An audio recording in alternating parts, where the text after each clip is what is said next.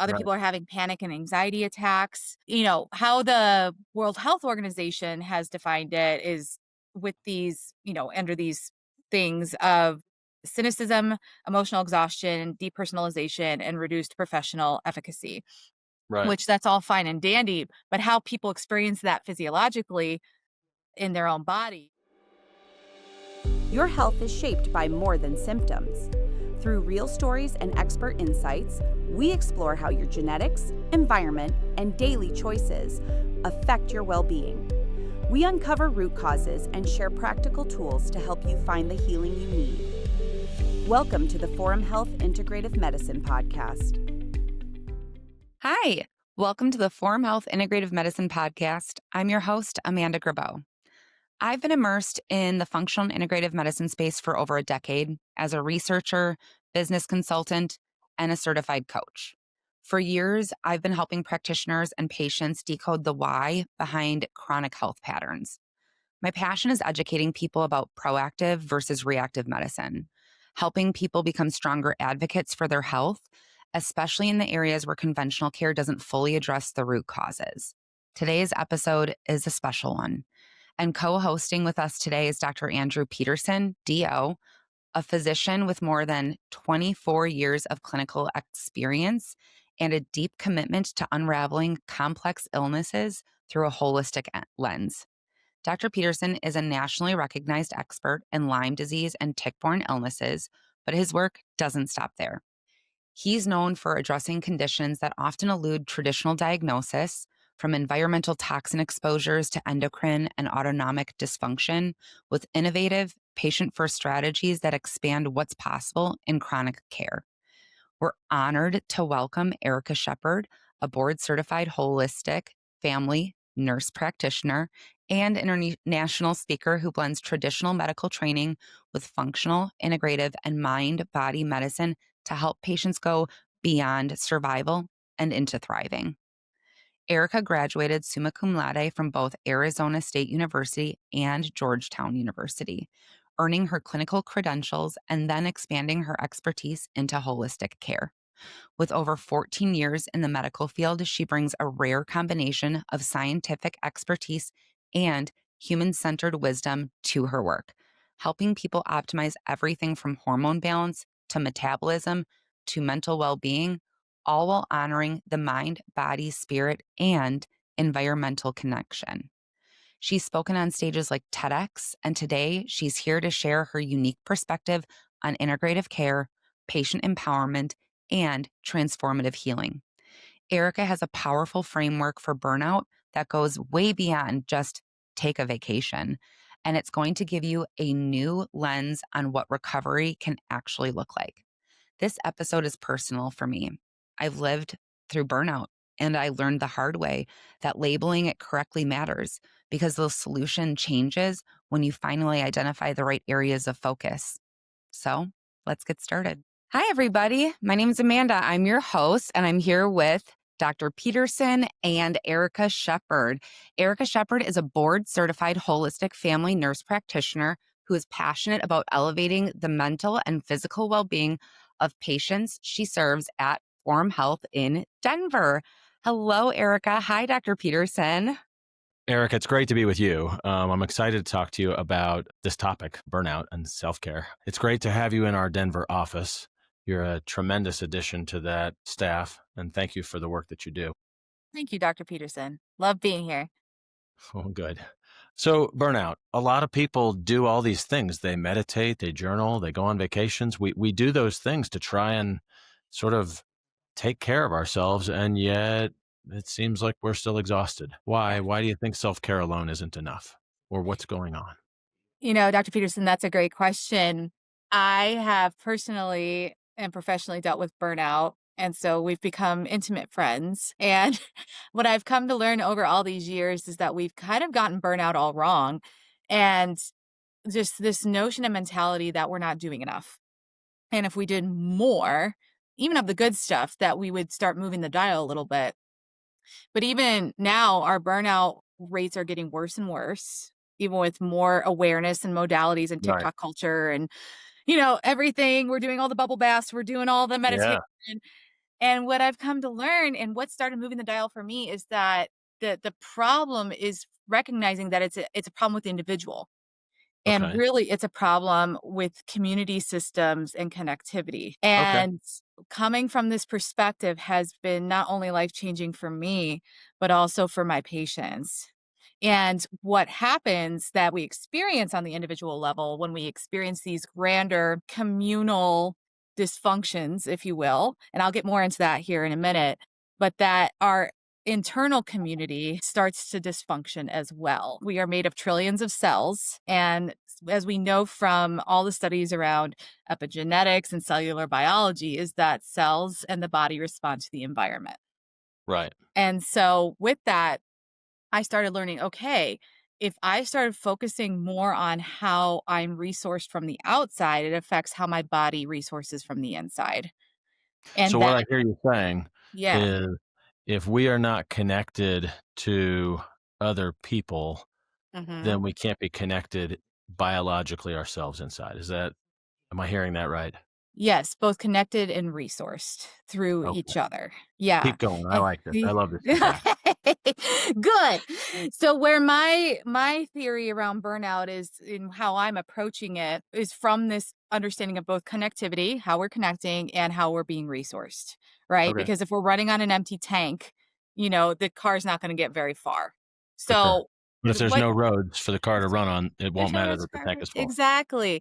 There's been a lot of organizational research around burnout, and even the World Health Organization now in the ICD-11 recognizes burnout as a condition, Hmm. which is, it's a thing. Glad that we're recognizing it. But Yeah, they're hang on one really second. Are there other names that this goes by that the you would like? burnout. Yeah. Yeah. Are there other things that we've been calling it? Because Oh, that's yeah. fascinating to me that it's now in the ICD-11 book, right? Like that means, is it unique from some of the other things, or is it another layer of those things, like adrenal fatigue? Right, right, right. I would say it's another layer. It's, Okay. addressing that, because people will come in, with like, I'm fatigued. Right. I Right. am depressed. Right. I used to care and now I don't, right? Right. Yeah. Apathy. Yeah. That apathy. Or some people get really angry and irritable. Mhm. They're like, I'm so irritable. Other people aren't sleeping well. They'll be complaining of insomnia, right? Other Right. people are having panic and anxiety attacks. How the World Health Organization has defined it is with these, under these things of cynicism, emotional exhaustion, depersonalization, and reduced professional efficacy, Right. which that's all fine and dandy. But how people experience that physiologically in their own bodies can be variable. So I think often when people are complaining of these different symptoms, they're all under this umbrella of through the phenomenon of burnout. Nice. Okay. So go back to community. I'm sorry. I interrupted. Tell me more about the You're fine. connectedness and resourcing. Yes. And so what they're realizing through the research, they're recognizing through this phenomenon of work, they're calling it an occupational syndrome.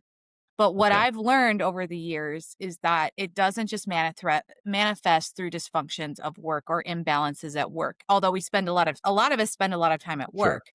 Yeah. If our interpersonal relationships or our home life or our spiritual life and those aspects that are very important to our health and well-being are also out of balance in our communities, how we relate to each other in those spaces are out of balance too, that can Right. also create a tremendous amount of burnout. I'm sure or maybe it's me, but I have been in some interpersonal relationships over the years where I'm like, this feels beyond exhausting, right? Mhm. And Yeah. it's Yeah. because Yeah. I can't connect to this person. We're depending on each other, but it's not happening. And so this can happen in spaces other than work. Oh, I think that's so important. I had my own personal journey with burnout this past year, and Yeah. I'm an open book. I took FMLA, and it wasn't because I was unhappy in my career or my job. Right. It was, and so I identified it as I must be depressed Yeah. because burnout in my mind had to be because I work was disappointing to me or I was burnt out at work. And it wasn't that I was burnt out at work. It was Uh-huh. that it was everything else going on in my life that I lost Yes. connection, that I lost. And you described me to a T last year. And it was such a emotional journey, just also identifying being depressed or Yeah. anxious or all these other things. And I started I didn't start treating myself, but I started working on Right. myself, but I worked on myself the wrong way because I identified the wrong problem. Right. Yeah. Yeah, no, And what for did you sure. see it what was the what was the wrong identification at first for you? The wrong identification was I'm depressed. I'm having Yeah. a deep depressive episode was what Yeah. I identified. But it sounds like what was really going on is that you were disconnected. Yes, Yeah. 100%. And that was That's your what's so body's way of beautiful. telling you. Yeah, that's Mhm. what's so beautiful about what you said at the very beginning, Erica, is if we can be connected to our spouse, to our children, to our church group, to our Mhm. employers or employees, right? Like I could work with somebody but not feel connected to them. And that's partly on me, right? Like get to know them. And then as I become connected, now that improves. And biologically it changes how my body is functioning, right? Right. So 100%. And you bring up a good point, Dr. Peterson, that it is on us to take accountability for recognizing what our body is telling us and then paying attention to that data. At Forum Health, we uncover the why behind your symptoms.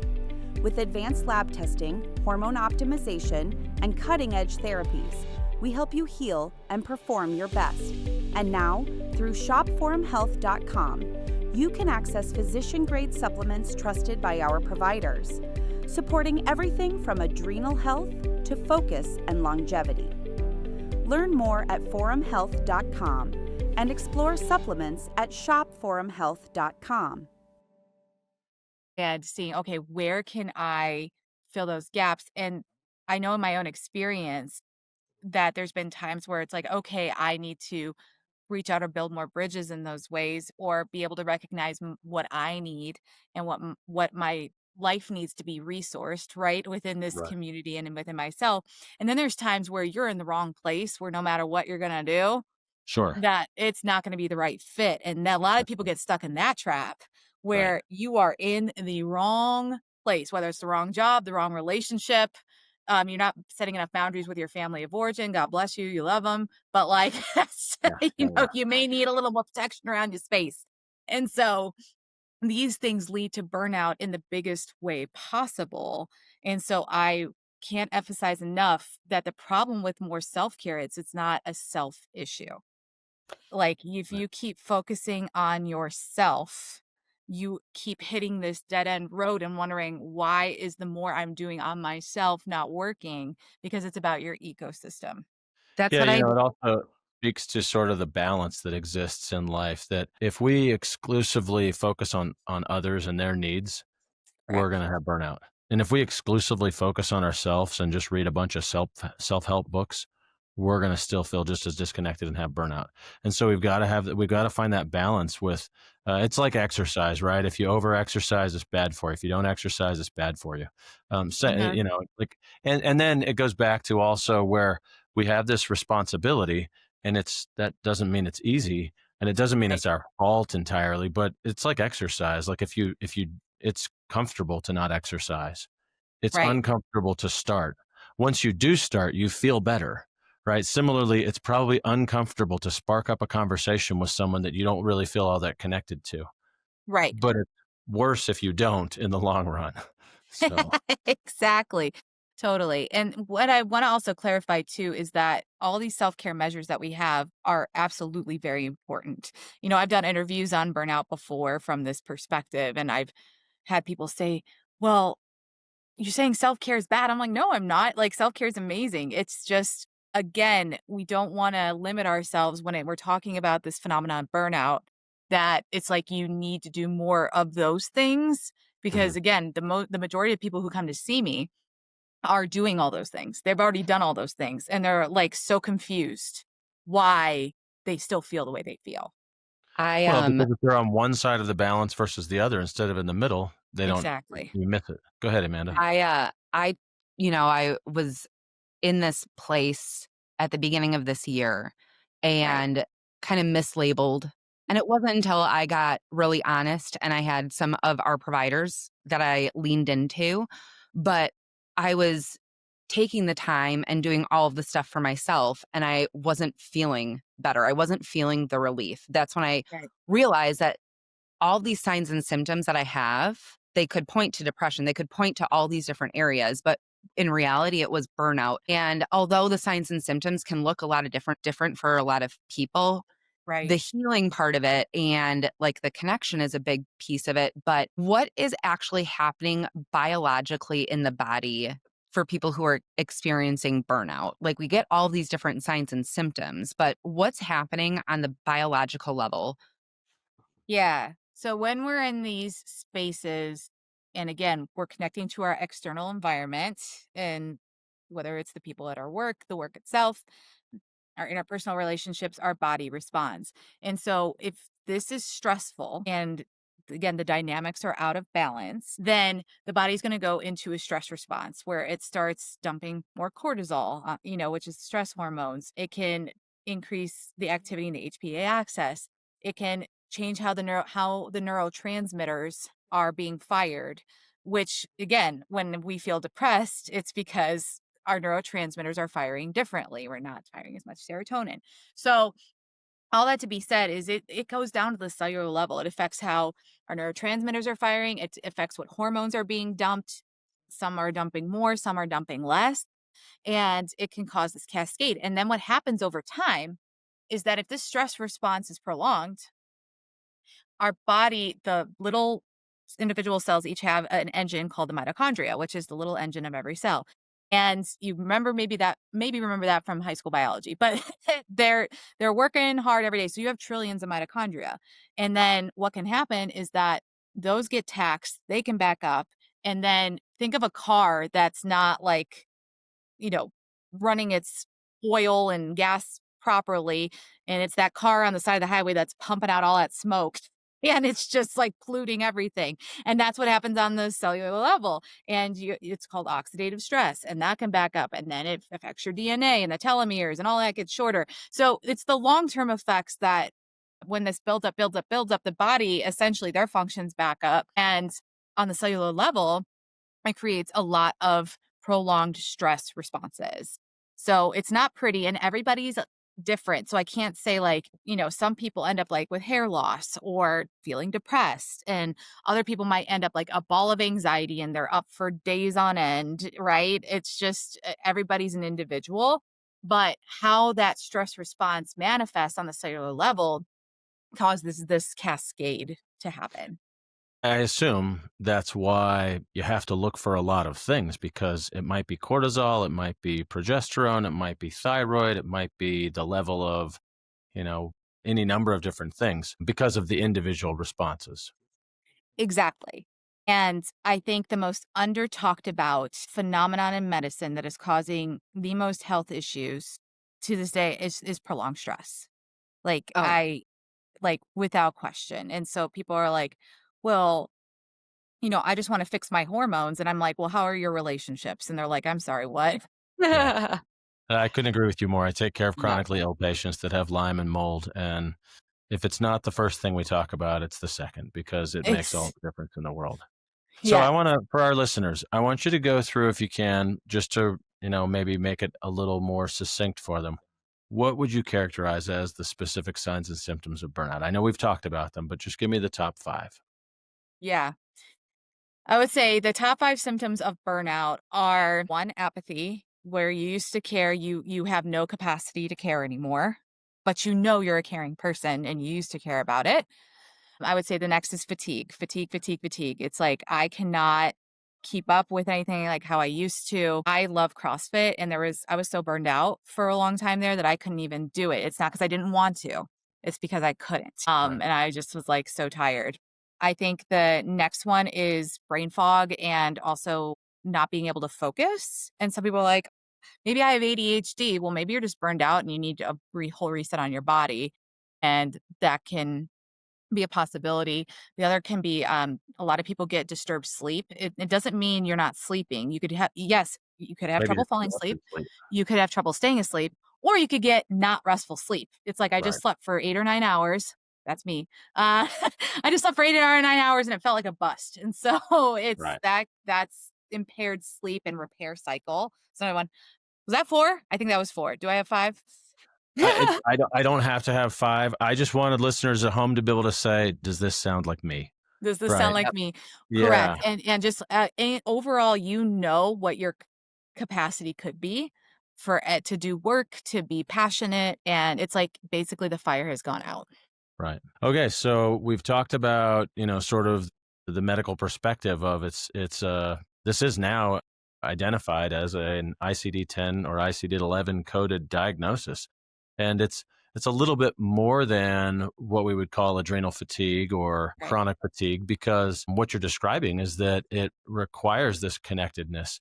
And that's probably foundationally part of what, contributes to someone's other symptoms of depression or chronic fatigue or what have you. What about, and you talked about, what happens at a cellular level. So what are these things that at a community level, environmentally, what's actually happening that causes the burnout? Can you help me understand that? So my theory, so let me take a step back. I spent years doing mind body medicine with people, and were these sessions that were usually an hour long that people would tell me their most intimate pain points that was causing suffering in their life. And it took years, but I started recognizing a pattern. And the pattern that I recognized is that they were always talking about one of 4 things. Okay. And I say it's my CAPS theory of human needs, and the most foundational needs for human connection, and you write this down, but it's care. It's the first one is care. People need to Care. feel Okay. cared about. Right. The second one is acceptance. People need to feel accepted for who they are. Okay. The P is purpose. People need to feel purposeful and that they are part of a bigger picture. And the last one is safety. Hmm. And people need to feel safe. They need to feel physically, emotionally, and spiritually safe. Okay. And so when I realized, oh my gosh, it seemed to always boil down to one of those 4 things, why people were exhausted or suffering in some way, right? And so I kind of approach things through that lens that if we're not having a lived experience of those 4 things in our community, it becomes disconnected and exhausting. And Okay. So then I'm going to ask a question. Where do we say, oh, well, I need to change something about me so that I can be accepted by the larger community? What goes on with that? Because acceptance is a very interesting thing. Like, I like to think that I accept and love my children for who they are, and yet I want them to be better, right? Like there's this strange struggle with acceptance. yeah, isn't that the truth? So I've worked on psych wards also for years in my previous RN life. And so I've had some really gnarly conversations over the years. And what I've come to find is like we can put boundaries around people's behavior, and that doesn't necessarily connect to their identity of who they are. And so I think it's one thing to say, hey, we want you to be the potential of who you fully are. But if we're trying to change people and they know who they are, that's a behavior that was developed because they don't feel safe in some way that they feel they have to steal to feel Right. safer, Right. right? So But really, I think acceptance, it sounds like what you're saying comes down to being able to identify the most important characteristics of who we are. exactly.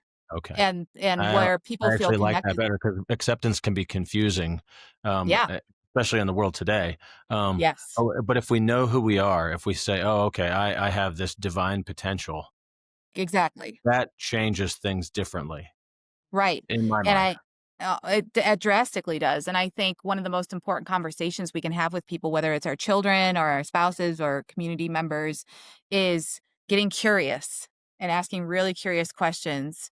What do you like most about yourself? When do you feel most alive? What makes you feel most like you? And maybe that's not how I identify or how I would do those things or how I would identify myself, but it's getting curious about what makes people feel most at home in themselves and being able to foster that in Mhm. those people. Because when people start abandoning what they know is true about themselves, a lot of problems come from that. Right. Yeah, I can see how any of those 4 things people would say, "Oh, I can't survive like this." So Right. And Yeah. these are things that are not in somebody's direct control, which makes it challenging, right? Like I can control a lot of things, or I'm in the middle of Mel Robbins' book, let I love it. Let them. Let love them. it. But Let let them. them, thank you. Let them. And it gives you your power back, right? But there Mhm. is in like the cared for, in the purpose, in the acceptance, you can't really just say let them. And like, but you also can if you have the energy. And this is what I ran into when I was going through burnout was Mhm. I could identify what it was, but I was so burned out that I didn't have the energy at the time to really take corrective actions to be able to shift the area that was affecting me the most. But looking back at it now, for those who are listening to this and haven't reached that pivotal point of burnout where you're so exhausted, but you're seeing the signs and symptoms and you have the energy to take control, you are an accumulation of the 5 people that you're closest to. Who are Yeah. those people? Do they accept you? Do they care about you? Do they believe in your purpose? Do you know what your purpose is? But Mhm. and that like when I looked at like, okay, who are the people who are influencing me the most right now? Do they care about Mhm. me? Do I feel safe around them? I didn't feel safe around 3 out of the 5 people I surrounded myself with. Bingo. Bingo. Yeah, I think that's a really good point, Amanda. It's not, I don't need to feel safe from everyone. Correct. I need to feel safe from the people that I am connected to. I don't need to feel accepted by everybody. Maybe not everybody likes me. That's fine. But I Mhm. do need to feel accepted by this core group of connection and my purpose, right? I don't need my purpose to be important to someone else, right? So I do think it's really important for us to recognize that these these things that we don't need it from the world. We don't need everybody to agree.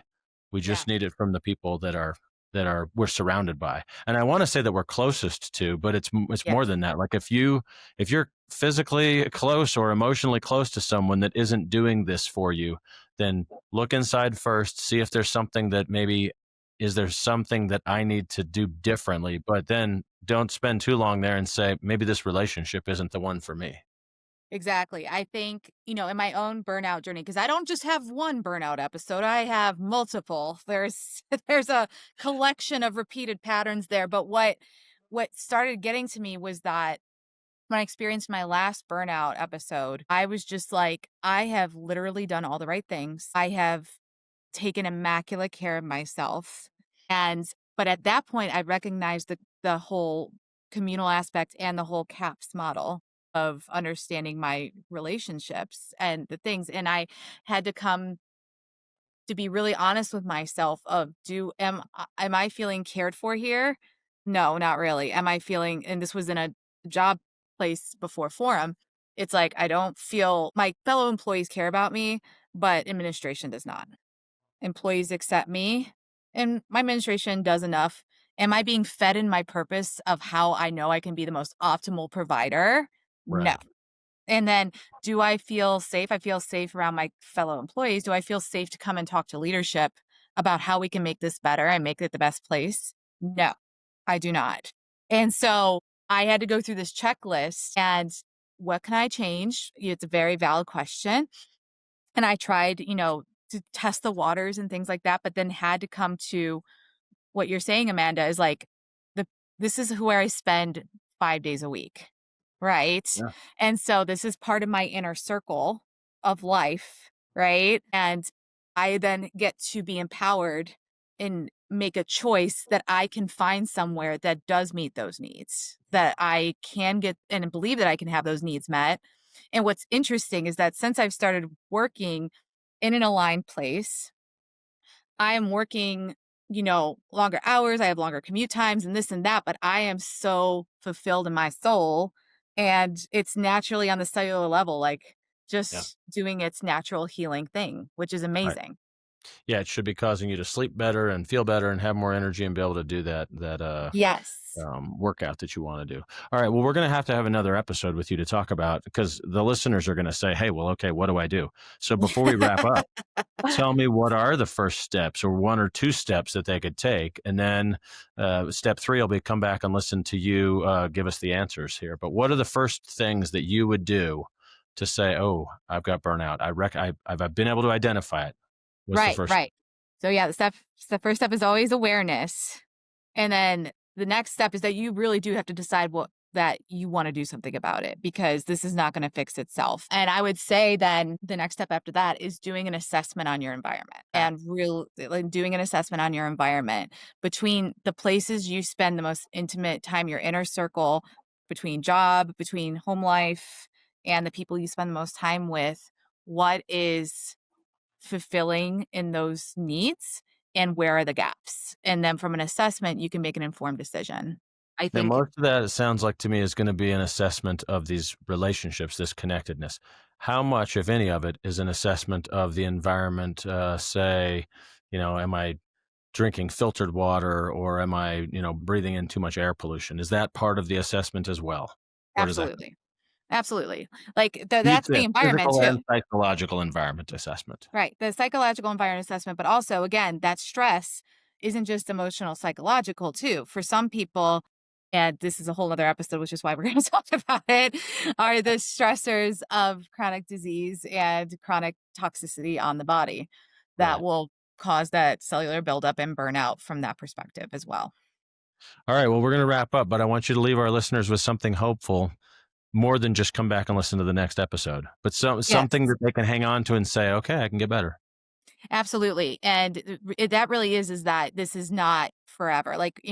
Amanda was talking about, is this going to be how it's going to be from now on? And I'm here to tell you, no, it is not. There is hope. And if you are feeling so exhausted and so, either depressed or anxious or just so apathetic, I promise you there is hope, and that you too can heal, and that you can get back to, or even better than how you felt before. I can tell you right now, I've been focusing on my burnout recovery and my cellular health, and this is the most energy I've had in 10 years. So there is hope. It's okay. I love it. And I love that you say you can feel even better than before, because a lot of people, they just have this baseline of, they said, that's how I felt when I was 15 or 18 or whatever. That's what I'm Right. shooting for. No, you can be better. So You I can be love better. that. I mean, I grew up a very sick kid with autoimmune and gut issues, and this is before functional medicine out in the Midwest. And so it's I feel better right now at 39 than I did at 9. That's awesome. Amanda, do you have any parting words for our listeners? Tune in for our next episode to learn more about how to address burnout on a more cellular level and partner with your functional and integrative providers. Yes. Awesome.